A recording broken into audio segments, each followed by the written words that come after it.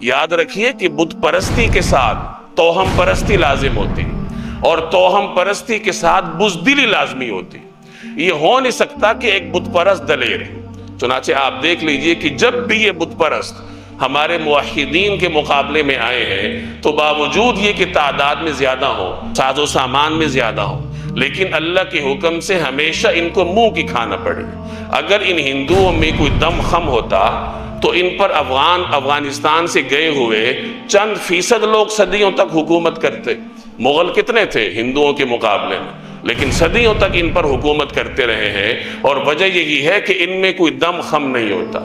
اور ہندوستان میں مرکزی حکومت کی داغ بیل بھی مسلمانوں نے رکھی.